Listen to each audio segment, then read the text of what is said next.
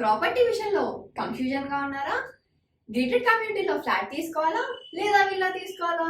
మన పిల్లల భవిష్యత్ కోసం ఓపెన్ ఫ్లాట్ తీసుకోవాలా? మన హైదరాబాద్ లో ఏ లొకేషన్ లో కొంటే మంచి అప్రిసియేషన్ వస్తుంది? మరి నమ్మకమైన ప్రాపర్టీ కొనాలంటే నమ్మకమైన గైడ్ కావాలి కదా.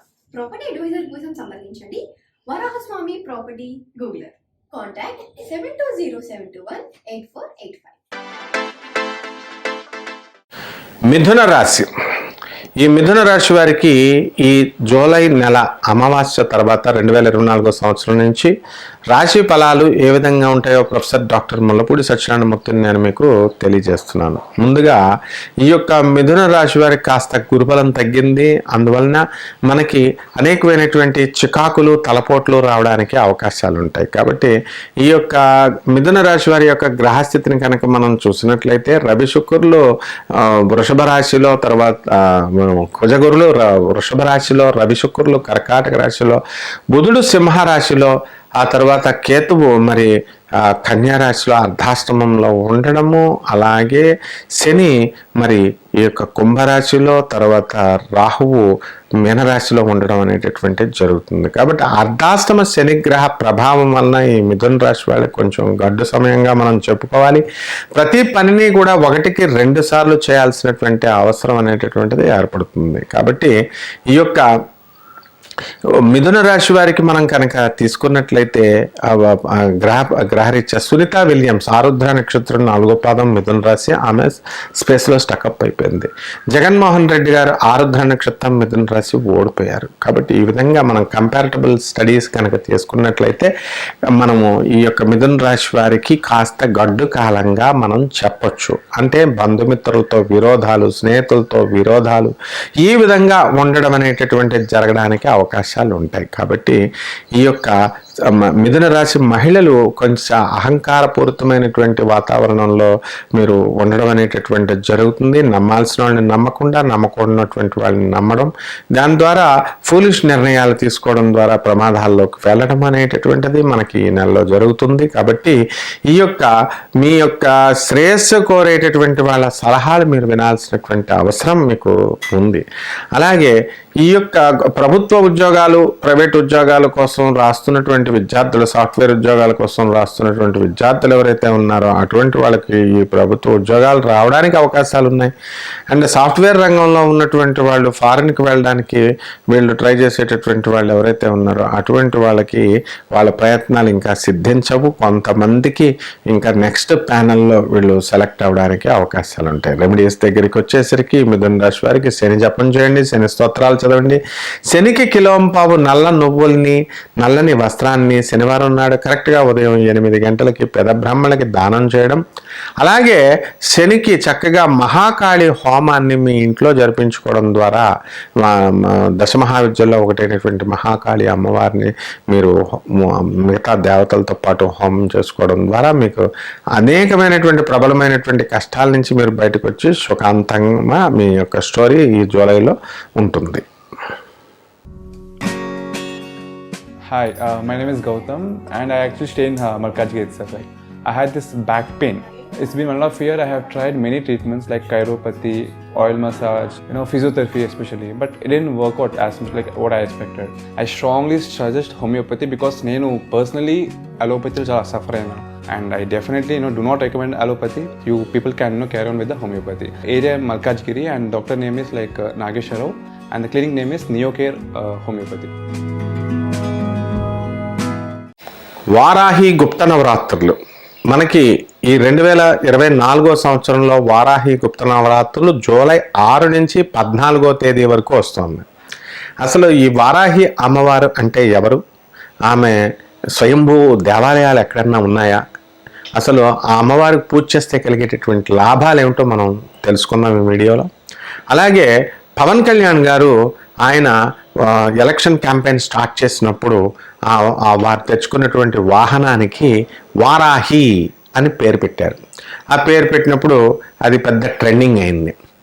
మరి ఆ కలరు గ్రీన్ కలర్, కొంచెం డార్క్ గ్రీన్ కలర్ని ఆర్మీ కలర్తో సేమ్ సమానంగా ఉండడం వల్ల మనకి ఏమనిపించిందంటే ఈ వైఎస్ఆర్ కార్యకర్తలంతా కూడా వైసీపీ కార్యకర్తలంతా కూడా దీనికి పర్మిషన్ రాదు, ఎలా వస్తుంది ముందుకి, ఎలా వెళుతుంది అని ఇలా రకరకాలుగా అది రాజకీయ సంబంధమైనటువంటి వ్యవహారం కాబట్టి అలా విమర్శిస్తూ ఉన్నారు. అయితే నేను అనేక వీడియోస్లో చెప్పాను, వారాహి పేరు పెట్టిన తర్వాత అది ఆగదు.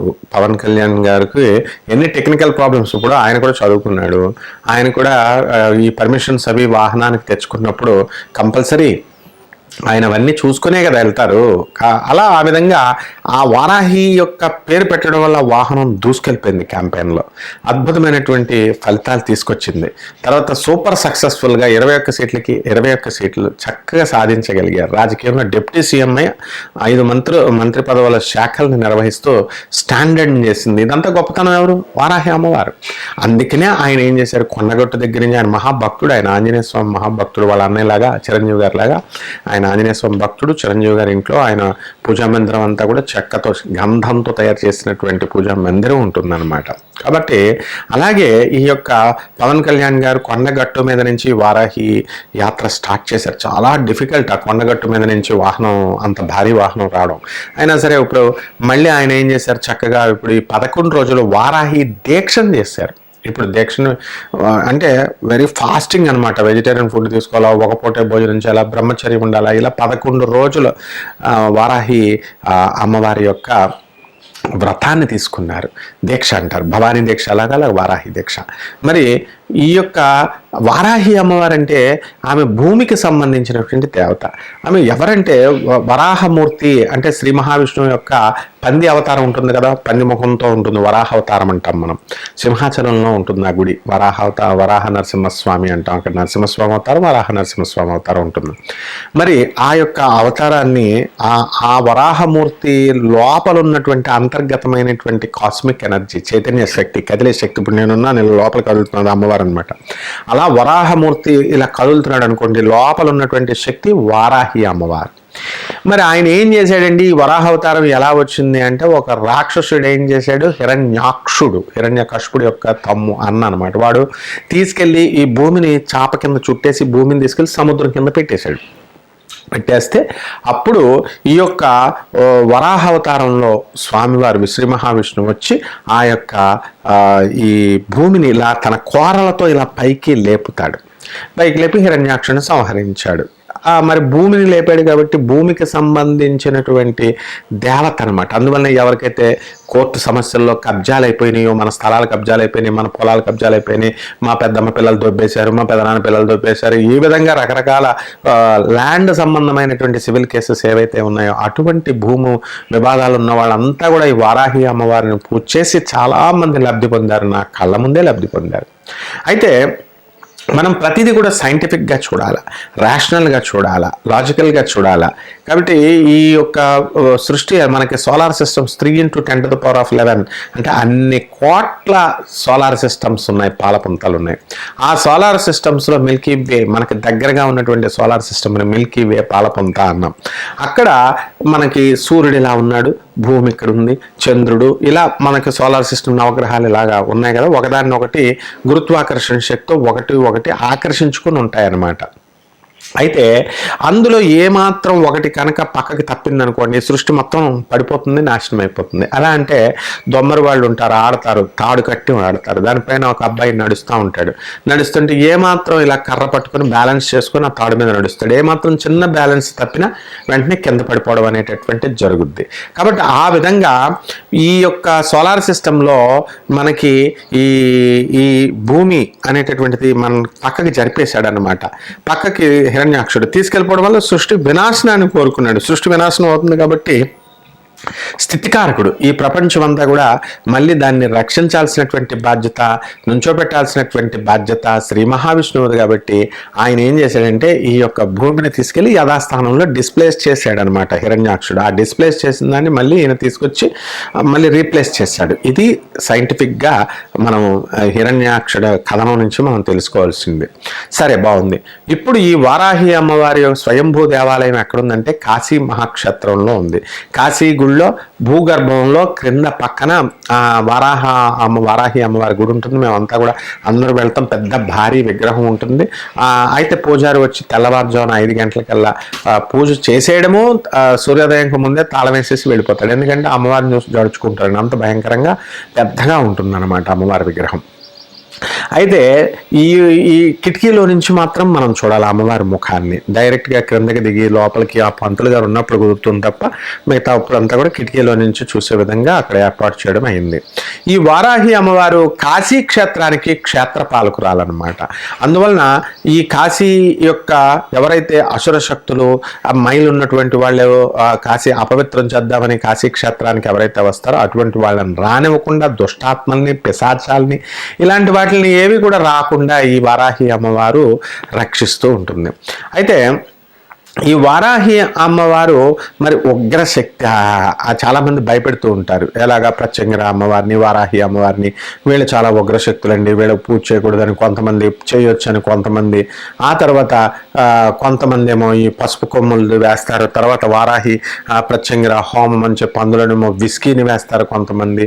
ఇలా రకరకాలుగా ఎవరిష్టం వచ్చినట్టు వాళ్ళు చెబుతూ ఉన్నారు. కానీ ఇందులో వాస్తవం ఏమిటంటే, ఒక అధర్మణ వేద పండితుడిగా నేను చెప్తున్నాను, ఇక్కడ వారాహి అమ్మవారు ఈ తీవ్రమైనటువంటి శక్తి కాదు, ఉగ్రశక్తి కాదు, సాత్వికమైనటువంటి శక్తి. దుష్టరాక్షసుల్ని చంపేటప్పుడు ఆమె ఏం చేసిందంటే, అమ్మవారు చండు, ముండు, నిశుంభుడు, శుంభుడు, తర్వాత మహిషాసురుడు, రక్తబీజుడు, ఇలాంటి రాక్షసులందరినీ కూడా పార్వతీదేవి అంబిక ఈ యొక్క యుద్ధాల్లో వాళ్ళని చంపుతూ ఉంటే రక్తబీజుడి యొక్క రక్తపు చినుకులు కింద పైన పడి ఒక్కొక్క అతనితో సమానమైనటువంటి ఒరిజినల్ రక్తబీజుడితో సమానమైనటువంటి శక్తిని, స్ట్రెంగ్త్ని, ప్రోగ్రెస్ని, పవర్ని అది తీసుకొని కొన్ని వేల మంది, లక్షల మంది రక్త బీజాలు పుట్టేవారు. మరి ఆ రక్తం క్రింద పడకూడదు కాబట్టి ఆమె నాలుగు చాపి అది తాగేసేదన్నమాట అమ్మవారు. కాబట్టి అంతేగాని ఆ దుష్టుల పట్ల ఆ అవతారం ఎత్తింది. మనకి భక్తుల పట్ల చక్కగా మనల్ని మనం సాత్వికంగా, ప్రేమగా ఒక తల్లి స్వరూపిణి అనమాట. తల్లి మనం అమ్మవారికి మరి ఏమిటి, దేంతో పూజ చేయాలండి? వారాహి నవరాత్రులు చేయమంటున్నారు అంటే చక్కగా పత్రం, పుష్పం, ఫలం, తోయం, పువ్వు, ఆకు, పుష్పము, పండు, నైవేద్యం. అదే నైవేద్యం. ఏది లేకపోతే గ్లాసులు నీళ్ళు అని చెప్పి శ్రీకృష్ణ పరమాత్మ భగవద్గీతలో చెప్పాడు. మరి వీళ్ళంతా వింత పోకడగలకు పోయి ఎవరిష్టం వచ్చినట్టు వాళ్ళు మా అమ్మవారికి విస్కీ కూడా పోసి హోమాలు, తర్వాత మేము మటను, చికెన్ పెట్టందే మేము పూజలు చేయమని చెప్పేసి మత్స్యాలు, ఇలాగ అమ్మవారికి, అందరికీ, ప్రత్యంగిరాకి, దశ మహావిద్యలకి, కామాఖ్య అమ్మవారికి ఇలా వాళ్ళు చేయడం జరుగుతుంది. ఇవేమీ అవసరం లేదు. వారాహి అమ్మవారు కూడా, ప్రత్యంగిర అమ్మవారు కూడా ప్రత్యేకమైనటువంటి దేవతలు. బగలాముఖి సెట్లోకి వస్తాయి, పంచమహాకాళికల్లోకి వస్తాయి. కాబట్టి ఈమె లక్ష్మీ అవతారం ఈమె. కాబట్టి ఈ అమ్మవారికి సాత్వికమైనటువంటి ఆరాధన మనం చేయాలి. జగద్గురువులైనటువంటి ఆదిశంకరాచార్యులు వారు మనకు పూజా విధానాన్ని ఇచ్చారు. చక్కగా కుంకుమ వేసుకోండి, పసుపు వేసుకోండి, అగరబత్తీలు వెలిగించండి, దీపం వెలిగించండి, పండు పెట్టండి. మీకు అంతకీ ఇష్టమైతే పాయసాన్న ప్రియ త్వక్స్థా పశులోక భయంకరి పాయసాన్ని వండి పెట్టండి, పులిహారని పెట్టండి. ఆ తర్వాత స్నిగ్ధౌదన ప్రియ, దాని మీద నెయ్యి వేయండి.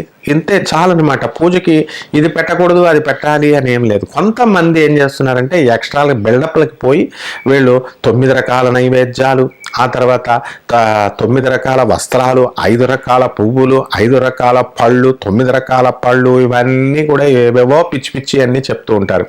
మా గురువు గారు ఒక ఆయన ప్రముఖ ఆధ్యాత్మికవేత్త మరి కాశీ క్షేత్రానికి వెళ్ళి 9 రోజులు ఉండాలి, మరి కడుపులో ఎవరు తల్లి కడుపులో ఉన్నట్టు అని ఆయన ఏదో ఉపన్యాసం చెప్పారు. అది చూసి ప్రజలంతా కూడా ఇప్పుడు 9 రోజులు వెళ్ళి ఉంటున్నారు కొంతమంది ఇప్పుడు కూడా.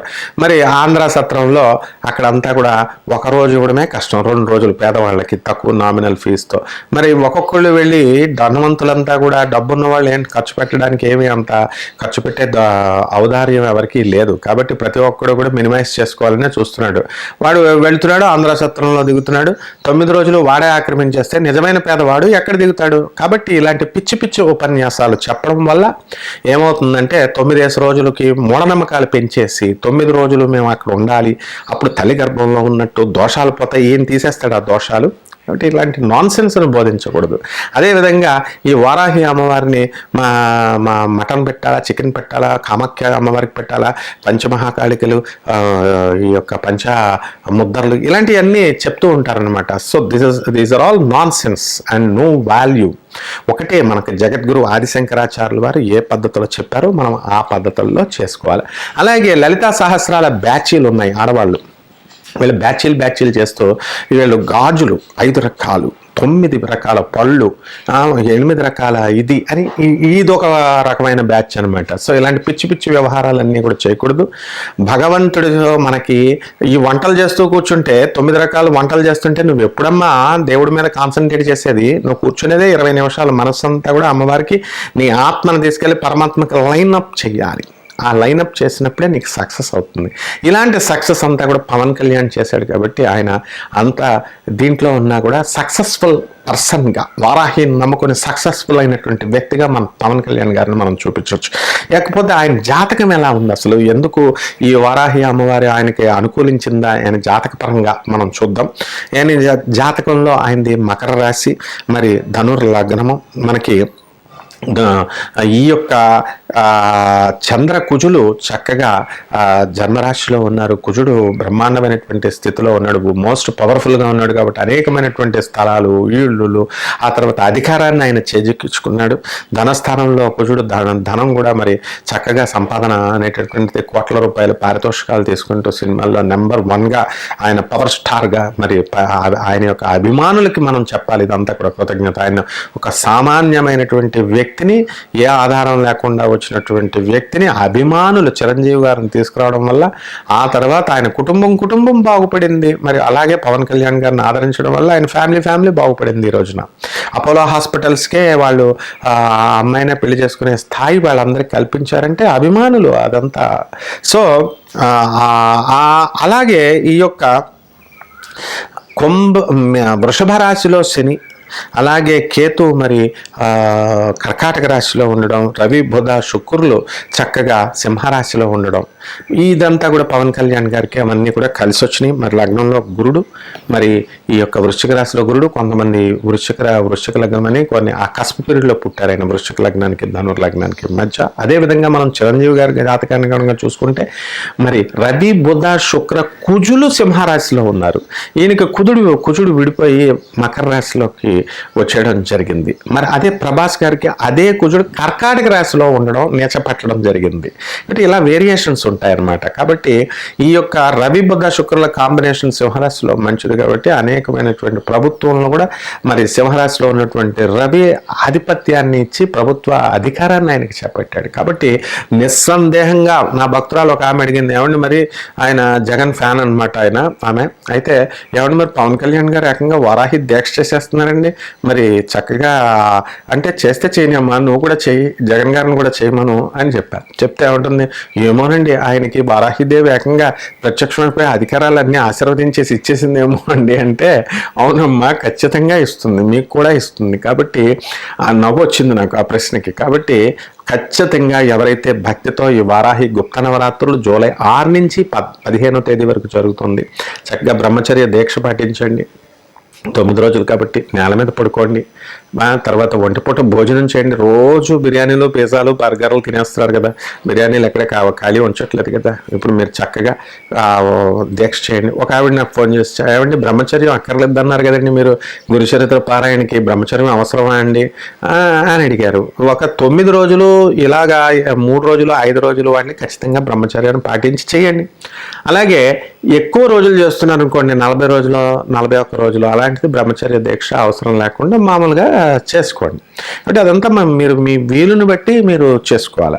అలాగే ఈ యొక్క చేసినటువంటి 7 రోజులు కూడా బ్రహ్మచర్యం అంటే ఏంటంటే భర్తకు దూరంగా ఉండడము అట్లాంటివి కాదమ్మా. బ్రహ్మచర్యంతో బ్రాహ్మణ అంటే బ్రహ్మచర్యము అంటే బ్రహ్మములో చరించడం. ఎంతసేపు 24 గంటలు రోజులో ప్రతి క్షణము కనీసం ఆ దీక్షలో ఉన్నప్పుడు ఆ భగవంతు నామ జపము, ఆ అమ్మవారి గురించి ఆలోచించడము, అమ్మవారి స్తోత్రాలు చదువుకోవడము, అమ్మవారి అమ్మవారిలో లీనమై ఉండడం, అంతేగాని బ్రహ్మచర్యం అంటే ఏదో డిఫరెంట్గా మీరు ఆలోచించడం కాదు. అలాగే నా మిత్రుడైనటువంటి ఒక జ్యోతిష్కుడు ఏకంగా కామాఖ్య అమ్మవారి గుడికి వెళ్ళి అక్కడ సంతానం లేనటువంటి వాళ్ళకి అక్కడ కాపురం చేయండి, అక్కడ రూములు తీసుకొని చెప్పినటువంటి సందర్భాలు ఉన్నాయి. ఇవన్నీ వీళ్ళు ఇక్కడ కాపురాలు చేసుకుంటూ బ్రహ్మచర్యం పాటించకుండా ఉంటే అక్కడ కామాఖ్య గుడిలో కాన్సన్ట్రేషన్ ఎవరు చేస్తారు, దండాలు ఎవరు పెడతారు, అమ్మవారి మనసులో లగ్నం అవుతుంది. సో ఇవన్నీ వీళ్ళంతా మన మిత్రులే కాబట్టి వాళ్ళు ఏదో చెప్తూ ఉంటారు, కానీ వాస్తవాన్ని మనం మీ వివేకంతో గ్రహించుకొని చక్కగా జగద్గురు ఆదిశంకరాచార్యులు చెప్పిన విధానంలో దక్షిణాచారంలో మీరు ఈ వారాహి అమ్మవారి గుప్త నవరాత్రుల్ని మీరు చేసుకుంటే సూపర్ సక్సెస్ఫుల్ అవుతుంది. అమ్మవారి ఆశీర్వాదం మీకు వస్తుంది. గుప్త నవరాత్రులు అని ఎందుకు అన్నారంటే ఈ అమ్మవారికి ఎవరికి పడితే వాళ్ళకి చెప్పకూడదు, చెప్తే వాల్యూ ఉండదు. ఇప్పుడు ప్రెసిడెంట్ ఆఫ్ ఇండియా ఉన్నారు, ఏదో సంవత్సరానికి ఒకసారి హైదరాబాద్ రాజ్భవన్కి వస్తే అమ్మయ్య ప్రెసిడెంట్ ఆఫ్ ఇండియా అంటారు. రోజు వస్తున్నారు అనుకోండి ప్రెసిడెంట్ అని అనరు అనమాట. సినిమా యాక్టర్లను ఎవరు మెడ్రాస్లో పట్టించుకోరు, సినిమా షూటింగ్లు ఎప్పటికప్పుడు జరుగుతూ ఉంటాయి రోడ్డు మీద కాబట్టి. ఆ విధంగా ఎప్పుడో సంవత్సరానికి ఒకసారి జరిగితే గౌరవిస్తారు కాబట్టి మానవ బుద్ధి అల్ప బుద్ధి కాబట్టి ఈ వారాహి అమ్మవారిని తక్కువ అంచనా వేస్తారు. తర్వాత ఈ పూజా విధానాన్ని తక్కువ అంచనా వేస్తారు అల్ప బుద్ధితో. కోరికలు పెద్ద లిస్ట్ ఉంటుంది, ఆ లిస్టు కోరికల్ని వీళ్ళు తీర్చాలి అని చెప్పి అమ్మవారిని డిమాండ్ చేస్తూ ఉంటారు. కాబట్టి తీరకపోతే అమ్మవారిని ఇచ్చేస్తారనే ఉద్దేశంతో ఎవరికైతే అమ్మవారి యందు నాస్తికత ఉందో, అంటే అమ్మవారి మీద నమ్మకం లేదో, దేవుడు అంటే నమ్మకం లేదో అటువంటి వాళ్ళకి చెప్పొద్దు నాయన, వ్యసన పరులకి చెప్పొద్దు, అలా కొన్ని నియమాలు చెప్తారు. అందుకనే గుప్త నవరాత్రులు అన్నారు. మనకి శరణ్ నవరాత్రులు అని చెప్పేసి మనకి దసరాల ఆశ్వేజ మాసంలో చేస్తాం. అలాగే ఈ యొక్క చైత్రమాసంలో మళ్ళీ అమ్మవారికి ఇక్కడ దుర్గాదేవికి చేస్తాం, చైత్రమాసంలో కూడా దేవి నవరాత్రులు చేస్తాము. అలాగే చక్కగా ఆషాఢ మాసంలో శుక్ల పాడ్యం నుంచి నవమి వరకు మనం ఈ యొక్క వారాహి గుప్త నవరాత్రులు చేస్తాం. అలాగే శ్యామల నవరాత్రులు ఉంటాయి. ఈ నవరాత్రులన్నింటిలో కూడా మీరు బ్రహ్మాండంగా చేసుకోండి. అద్భుతంగా మీ యొక్క పెళ్లి కానిటువంటి వాళ్ళకి పెళ్ళిళ్ళు జరుగుతాయి, సంతానం లేనటువంటి సంతానం కలుగుతాయి, శత్రు బాధ పోతుంది. మీ ఇళ్ళు స్థలాలు పొలాలు ఎవరైనా కబ్జా చేసేస్తే అవన్నీ కూడా అమ్మవారు మీకు ఇప్పించేస్తుంది. శుభమస్తు. ప్రత్యంగిర ఉపాసన. అసలు మనము ప్రత్యంగిర ఇప్పుడు ట్రెండింగ్లో ఉన్న దేవత ప్రత్యంగిర అమ్మవారు. ఇంకో దేవత కూడా ఉంది ట్రెండింగ్లో, మనకి వారాహి. ఆ తర్వాత కామాఖ్య అమ్మవారు. వీళ్ళంతా ట్రెండింగ్లోకి వచ్చేసారు. అయితే ఈ ప్రత్యంగిర అమ్మవారి గురించి మనం ఈ వీడియోలో మనం తెలుసుకున్నాం. ప్రత్యంగిర అమ్మవారిని ఎవరు అంటే నికుంబలాదేవి అని పేరు కూడా ఉంది. ఆ అమ్మవారు ప్రత్యంగిర అంటే ఏంటంటే ఈ అమ్మవారిని కనుక మనం పూజ చేస్తే మనం అమ్మవారికి అడగక్కర్లేకుండా అమ్మవారు మన శత్రువుల్ని తోక ముడిచి పరిగెట్టేలా చేస్తుంది. వాళ్ళని అవసరమైతే అంతం కూడా చేస్తుంది. మమ శత్రువుని భంజయ స్వాహ, నా శత్రువుని మారయ స్వాహ, త్రుంచయ స్వాహ, త్రోటయ్య స్వాహ. ఇలాంటి మంత్రాలు కనుక ప్రత్యంగిరాకు చేస్తే మనం ఏమీ చేయక్కర్లేదు, శత్రువులతో మాట్లాడక్కర్లేదు, శత్రువులతో మనం దెబ్బలాడక్కర్లేదు, వాళ్ళని విరిచేస్తుంది శత్రువుల్ని. కాబట్టి ఎవరైతే మన మీద దుష్ట కర్మలు, చెల్లంగి, చేతబళ్ళు ఇలాంటివన్నీ కూడా మన మీద చెయ్యాలనుకుంటారో అటువంటి వాళ్ళందరినీ కూడా మన ప్రమేయం అక్కర్లేకుండా వాళ్ళని రివర్స్ చేసి వాళ్ళని నేలమట్టం చేసి పడేస్తుంది. వాళ్ళ వంశ నాశనాన్ని చేస్తుంది. ప్రత్యంగిర అంటే హడల్ అన్నమాట ప్రతి ఒక్కడికి. ఎందుకంటే ప్రత్యంగిరాదేవి పూజ చేసేటటువంటి వాడి పంచన ఉండొద్దు, పక్కన ఉండొద్దు అనే సామెత ఉందని చెప్పేసి కొంతమంది చెప్తుంటారు. దీనికి కారణం ఏంటంటే ప్రత్యంగిర అమ్మవారు ఉపాసన కనుక సిద్ధించినట్లయితే నోటితో ఏదంటే జరుగుతుంది, దాన్ని వాక్ సిద్ధి అంటారనమాట. కాబట్టి ప్రత్యంగిర ఎవరో కాదు, మరి సాక్షాత్తు పరమేశ్వరి అయినటువంటి ఆదిపరాశక్తి అవతారం, పార్వతీదేవి యొక్క అవతారం ఈమె. ఇప్పుడు ఈ యొక్క ప్రత్యంగిర అమ్మవారు పంచకాళికలలో ఒకటనమాట. మహాకాళి, శ్మశానకాళి ఇలా మనం అన్నీ చూసాం కదా. బగలాముఖి సెట్లోకి వస్తుంది ఈమె. పంచకాళికల్లో ఒకటి ప్రత్యంగిర అమ్మవారు. ఎలా పుట్టింది ఈ ప్రత్యంగిర అమ్మవారి యొక్క జననము అంటే హిరణ్యకశ్యపుడు మనకు తెలుసు. హిరణ్యకశ్యపుడిని నరసింహస్వామి, శ్రీ మహావిష్ణువు యొక్క అవతారమైనటువంటి నరసింహస్వాముల వారు వచ్చి గోళ్లతో చీల్చేస్తారు. బాగుంది. ఆయన ఏదో కండిషన్స్ పెడతాడు, ఇంట్లో చంపకూడదు, బయట చంపకూడదు, రాత్రి చంపకూడదు, చంపకూడదు, పగలు చంపకూడదు అని ఆ శ్రీ మహావిష్ణువు ఎత్తుకు పై ఎత్తేసి వాడిని ఎలా చంపాలో అలా ఆ కథ అంతా మీకు తెలిసిందే. చంపేసిన తర్వాత శ్రీ మహావిష్ణువు యొక్క గోళల్లోకి విషం వెళ్ళిపోతుంది. వాడిదంతా చెడు రక్తమే కదా హిరణ్యకశిపుడిది. వెళ్ళిపోయినప్పుడు ఈ యొక్క గోళ్ అంతా కూడా విపరీతమైనటువంటి భరించరానటువంటి నొప్పి వస్తుంది. మనకి పిప్పని నొప్పి వస్తే ఎలా ఉంటుందో ఆ విధంగా నరసింహస్వామికి అంత నొప్పి వచ్చింది అనమాట. అది తట్టుకోలేక ఆయన సాక్షాత్తు సృష్టిని సృష్టించినటువంటి వాడు, పాలన చేసేటటువంటి వాడు, లయం చేసేటటువంటి బ్రహ్మ విష్ణు మహేశ్వరులు ఇద్దరు అందరూ కూడా ఒకటే కాబట్టి ఒకటే రూపం కాబట్టి ఆ శ్రీ మహావిష్ణువు మనం పిప్పని నొప్పి ఆడితే ఎట్లా డ్యాన్స్ చేస్తామో అట్లా బాధలు పడుతుంటే అప్పుడు శ్రీ మహాలక్ష్మి ఏం చేస్తుంది, మేడి పండు తీసుకొచ్చి మేడి ఆకులు తీసుకొచ్చి ఆ రసంతో ఇక్కడ గోళ్ళకి ఇలా అద్దినప్పుడు మొత్తం ఏమైంది, ఆ యొక్క నొప్పంతా కూడా తొలగిపోయింది. అప్పుడు శ్రీ మహావిష్ణువు మేడి చెట్టు అంటే ఔదుంబర వృక్షానికి ఏం చెప్తాడంటే, నేను ఎవరైతే ఈ యొక్క మేడి చెట్టుని పూజ చేస్తారో నేను మహాలక్ష్మి అందులో నివసించుంటాము, కాబట్టి మీరు ఎవరైతే పూజ చేస్తారో ఆ చెట్టు కింద ఎవరైతే తపస్సు చేస్తారో, జపం చేస్తారో, గురుచరిత్ర పారాయణ చేస్తారో, ఇలాగ ఏ రకమైన పారాయణ కనుక చేస్తే అవన్నీ కూడా 1000 రెట్లు ఫలితాన్ని ఇస్తాయి అన్నారు. 1000 అంటే సహస్రం అంటే సంస్కృతంలో అనంతం అని అర్థం. కాబట్టి అటువంటి నరసింహస్వామి విపరీతంగా ఇక కోపం వచ్చేసింది. చంపిన తర్వాత ఆ కోపాన్ని కంట్రోల్ అవ్వట్లేదు.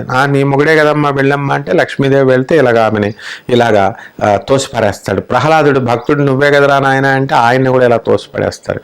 ఆయన కోపం కంట్రోల్ అవ్వట్లేదు. అప్పుడు చెంచులక్ష్మి సినిమాలో అక్కినేని నాగేశ్వరరావు గారి దాంట్లో మనకి ఇక్కడ ఏలూరు నాచారం అని ఉంటుంది. ఆ ఏలూరుని తోపులాన్ దగ్గర హైదరాబాద్కి దగ్గరలో అక్కడ చెంచులక్ష్మిని చూపిస్తే ఆయన శాంతపడినట్టుగా సినిమాలో చూపిస్తారు. అసలు వాస్తవం ఏంటంటే ఆయన కోపాన్ని ఎంతటికీ కూడా కంట్రోల్ కాకుండా మొత్తం ఆయన హుంకారాలకి మొత్తం సృష్టి అంతా కూడా నాశనం అయిపోతుంది. ఈయన కంట్రోల్ చేయాలి కాబట్టి శివుడు ఏం చేస్తాడు, వీరభద్రుడిని సృష్టించి వీరభద్రుడిని పంపిస్తాడు కంట్రోల్ చేయమని. ఇక వీరభద్రుడు ఈ యొక్క ఈయన యుద్ధం చేస్తుంటే శివుని ఎంత బతిమాలినా నరసింహస్వామిని ఆయన కంట్రోల్ కాడు. అప్పుడు వీరభద్రుడు యుద్ధం చేస్తున్నా కూడా వీళ్ళిద్దరి యుద్ధంతో మొత్తం లోకాలే నాశనం అయిపోయేలాగా ఉన్నాయి. అటువంటి టైములో ఈయన శివుడు ఏం చేస్తాడంటే శరభేశ్వరుడిగా మారుతాడు. శరభ అంటాం కదా, ఆ శరభేశ్వరుడిగా మారి ఆ శరభేశ్వరుడు అవతారంలో వెళ్ళి ఈ నరసింహస్వామిని ఇలా పట్టుకుంటాడు గోళ్ళతో. ఆ సింహంలాగా అదొక యానిమల్ అనమాట, ఒక జంతువు. పట్టుకోగానే అప్పుడు నరసింహస్వామి నుంచి వీళ్ళిద్దరి యుద్ధాల నుంచి ఒక వేవ్స్ అనేటటువంటి ఒక ఆరాలాగా వస్తుంది. అందులోకి దేవతలు వెళ్ళలేరు, ఎవరు వెళ్ళలేరు. ఈ లోపల పార్వతీదేవి ఏం చేస్తుందో చూడండి. పార్వతీదేవి అమ్మా నువ్వే వెళ్ళాలి, ఎవరు వెళ్ళలేకపోతున్నారు, అగ్నిదేవుడు వెళ్ళాడు, ఇంద్రుడు వెళ్ళాడు, మరి ఎవరు కూడా వెళ్ళలేకపోతున్నారు, నువ్వే ఏదో ఒకటి చేయాలి అని అంటే అప్పుడు అమ్మవారు ఏం చేస్తుంది, పార్వతీదేవి మహాగణాధిపతి అయినటువంటి బుద్ధిమంతుడికి అధిపతి అయినటువంటి బుద్ధికి అధిపైనటువంటి ఆ వినాయకుడికి పూజ చేస్తే ఆ వినాయకుడు ఏం చెప్తాడు, నరసింహస్వామిని కంట్రోల్ చేయడం అసాధ్యం తల్లి అంటాడు. మరి ఎలా మార్గం ఏంటంటే ఇంకొక ఉపాయం ఉంది, ఆయన మీద చందనం వేసేస్తే, గంధం వేసేస్తే ఆయన శాంతిస్తాడు అంటే అప్పుడు అగ్నిదేవుడు వెళ్తాడు, ఇంద్రుడు వెళితే ఆ కనీసం వాళ్ళిద్దరు కొట్టుకుంటుంటే చుట్టూ ఒక తేజస్సులాగా ఏర్పడుతుంది. ఆ రక్షణ ఒక ఫెన్సింగ్ లాగా, అందులోకి వెళ్ళలేకపోతారు వీళ్ళు. ఇంకేం వేస్తారు, గంధం తీసుకెళ్ళి. కాబట్టి ఆ టైంలో అమ్మ ప్రత్యంగిర నువ్వే వెళ్ళాలి అన్నప్పుడు పార్వతీదేవి ప్రత్యంగిర అవతారం ఎత్తుతుంది. ప్రత్యంగిర అవతారం ఎత్తి ఆ అమ్మవారు ఏం చేస్తుంది, కొండల్ని ఆ యొక్క గంధం ఉన్నటువంటి కొండల్ని తీసుకెళ్ళి అలాగా ఆ నరసింహస్వామి మీద పోసేస్తే వెంటనే ఆయన శాంతిస్తాడు. వివేకం తెలుసుకొని హరహర హరహర అని శివుడిని పూజ చేస్తాడు. ఈ శివుడు కూడా హరి హరి హరి హరి అని శరభేశ్వరుడు కూడా శాంతిస్తాడు. ఒకే పెట్టకి 2 దెబ్బలు. అటు ఆ శరభేశ్వరుడు కూడా కంట్రోల్ తప్పాడు, ఇటు నరసింహస్వామి కూడా ఆయన కంట్రోల్ చేస్తానని వచ్చినటువంటి శరభేశ్వరుడు కంట్రోల్ తప్పాడు. హిరణ్యకశిపుని చంపినటువంటి ఈ యొక్క నరసింహస్వామి సాక్షాత్ మహావిష్ణువు కంట్రోల్ తిప్పాడు. వీళ్ళిద్దరినీ కూడా కంట్రోల్లో పెట్టినటువంటి జనని పరమేశ్వరి ప్రత్యంగిరి అమ్మవారి. ఈమె ఎవరంటే 1000 సింహాల ముఖాలతో కలిగి ఉంటుంది, అత్యంత శక్తివంతమైనటువంటి దేవత. అటువంటి ఆవిడ నరసింహస్వామి వారి యొక్క అంతర్గత శక్తి, లోపల లక్ష్మీ అవతారం అన్నమాట. కాబట్టి ఈ అమ్మవారికి ప్రత్యేకించి దేవాలయాలు ఏమీ లేవు, ఈ అమ్మవారిని స్వయంభూ దేవాలయాలు ఏమి లేవు. ఈమె కల్ట్ ఒరిస్సాలో ఉంది, తమిళనాడులో తమిళనాడులో ఎప్పుడూ పూజలు జరుగుతూ ఉంటాయి. అండ్ ఇండస్ వ్యాలీ సివిలైజేషన్లో ఈ యొక్క హరప్ప మొహెంజదారో కేవ్స్ తవ్వుతున్నప్పుడు ఆ ఎక్స్కవేషన్స్ ఆ తవ్వకాల్లో శివుడికి శక్తి యొక్క విగ్రహాలు దొరికినాయి. అదంతా మనకు తెలుసు. దాంతోపాటు సప్తమాతృకులైనటువంటి వారాహి, ప్రత్యంగిర అమ్మవారు, ఇతర సప్తమాతృకులు కూడా దొరకడం జరిగింది. అంటే దీన్ని బట్టి ప్రత్యంగిర ఉపాసన, వారాహి ఉపాసన అనేటటువంటిది అనాది కాలం నుంచి మనకి ఉంది, ప్రాచీన కాలం నుంచి అని చెప్పి మనం సింధు నాగరికతలో మనం చెప్పుకోవడం జరుగుతుంది అనమాట. కాబట్టి ప్రత్యంగిరాదేవిని ఎక్కడ ఎవరు పూజ చేశారు మొట్టమొదటిగా అంటే ఇంద్రజిత్తు పూజ చేశాడు, నికుంబల అమ్మవారు. ఆ నికుంబల దేవాలయం ఇప్పుడు కూడా తమిళనాడులో ఉంది మనకి. అయితే అది ఎంత భయంకరమైనటువంటి శక్తిని ఇచ్చిందంటే అమ్మవారు ఇంతవరకు ఏ భక్తుడికి అంత శక్తిని ఇవ్వలేదు. ఇప్పుడు దుర్గాదేవిని పూజ చేసామండి, ఒక శక్తిని ఇచ్చింది. వేరే వేరే దేవుళ్ళని అందరినీ పూజ చేస్తాం, ఎంతో కొంత శక్తి ఇచ్చేది. అసలు ఇంద్రజిత్తు అంత శక్తివంతుడు భూ ప్రపంచంలో ఎవడూ లేడనమాట. మాయా విద్యల జ్ఞాని నామపి చేతాంసి దేవి భగవతి హిసా బాలాదాకృష్య మహామహామాయా ప్రయచ్చతి. జ్ఞానుల్ని సైతం తీసుకొచ్చి మోహంలో పడవేస్తుంది. జ్ఞానులంటే మహాజ్ఞానుల్ని పడేస్తుంది. కానీ ఇంద్రజిత్ ఎంత మాయాశక్తి ఇంద్రజిత్తుకి ఇచ్చేసిందంటే అమ్మవారు సాక్షాత్తు సీతాదేవిని ఇలా నరికేస్తున్నట్టుగా చేస్తే సీతాదేవిని నిజంగానే చంపేశాడని సాక్షాత్ శ్రీమన్నారాయణమూర్తి అవతారమైనటువంటి రాముడు భ్రమించాడు, లక్ష్మణుడు భ్రమించాడు. అయితే విభీషణుడికి ఇతని మాయాశక్తి తెలుసు కాబట్టి ఇదంతా మాయా అని వచ్చి రాముడికి చెప్తే అప్పుడు తేరుకొని ఈ ఇంద్రజిత్తుని చంపుతారు. అది వేరే విషయం అనుకోండి. అంటే ఇంద్రజిత్తుకి అసలు ఇంకా మాయాశక్తి, ఇక్కడ మాయమైపోతాడు, ఎక్కడో ప్రత్యక్ష అవుతాడు, మేఘాల్లో ప్రత్యక్ష అవుతాడు, మేఘాల్లో నుంచి యుద్ధం చేస్తాడు. ఇంత మాయాశక్తిని ఇస్తాడు. ఈ అమ్మవారిని పూజ చేస్తే మీరంతా కూడా మహానగరంలో మాయగాళ్ళు అయిపోవచ్చు అనమాట. కాబట్టి అలాగే రావణాసురుడు వాళ్ళ యొక్క కులదైవం ఈమె. కాబట్టి ఈ విధంగా మనం అందరం కూడా ప్రత్యేకంగా అమ్మవారిని చేసుకుంటే బ్రహ్మాండంగా మీకు అందరికీ కూడా అన్ని రకాల సమస్యలు, మీ శత్రుబాధ ముఖ్యంగా పోతుంది.